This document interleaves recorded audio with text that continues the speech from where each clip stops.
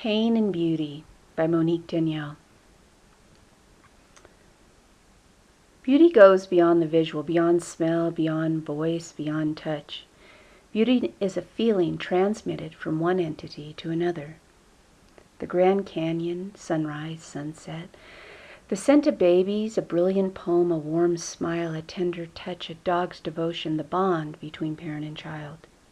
All these things are beautiful. Beauty is everywhere. In fact, I would dare to say that everything is beautiful. Sometimes it's hard to find the beauty in a person, situation, or thing, but within even the most disgusting creature or event, there is beauty. It's all a matter of perspective.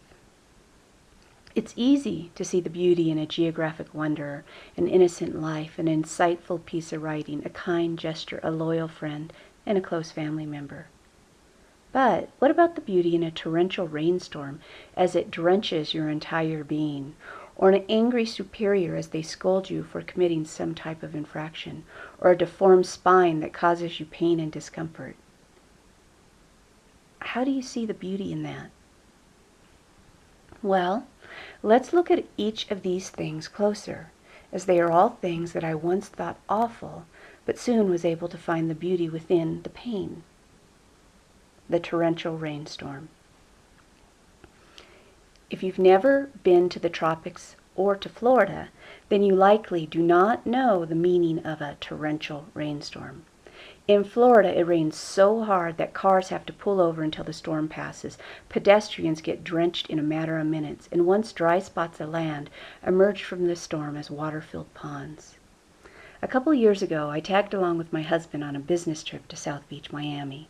We stayed at a beautiful yet flashy resort, the Fontainebleau.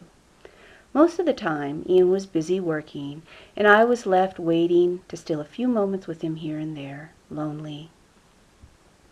One day, hurt and angry that he was too busy to keep our movie date, I stormed out of the hotel wearing sandals, a long knit skirt, and a spandex tank top. Both were materials that absorb large amounts of water.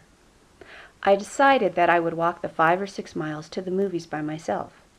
After about 5 blocks, my flimsy flip-flops became so uncomfortable that I removed them and walked barefoot on the dirty streets of South Beach.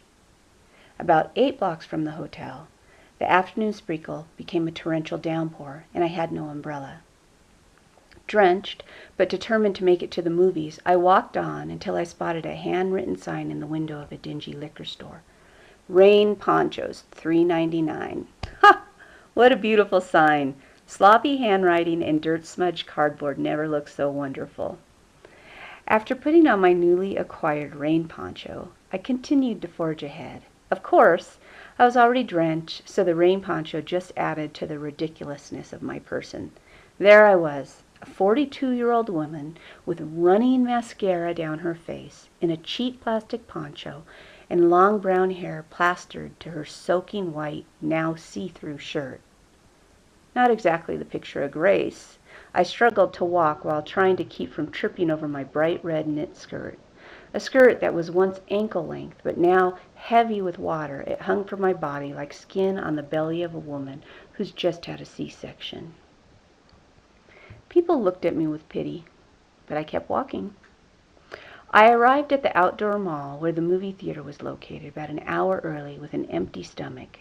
So I decided to grab a bite to eat at an upscale Greek deli where stylish tourists and South Beach's most beautiful people lunched.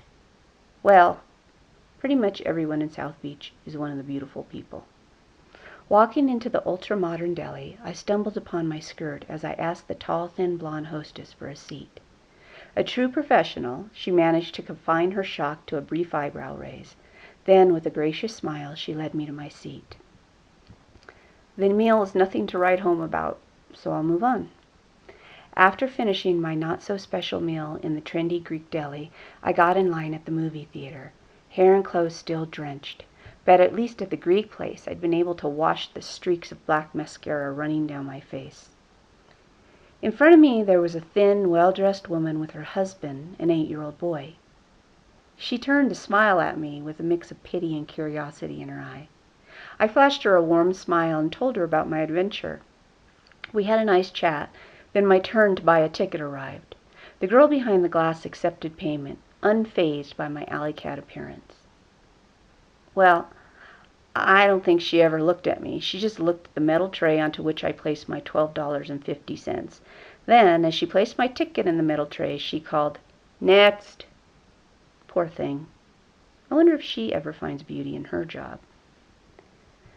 Sitting in the movie theater, alone, drenched, and surrounded by friends and lovers, I felt cold and alone. Then the movie began, The Fighter, about the love and triumph of two brothers. It was one of the best films I've ever seen, partly because the movie itself was well written and acted, and partly because, unbeknownst to me at the time, I felt so alive when I watched it. When I exited the theater, I was warmly and somewhat guiltily greeted by my husband, Ian, and teenage son. As I got into our warm, dry car and looked over at my loving husband, I felt triumphant.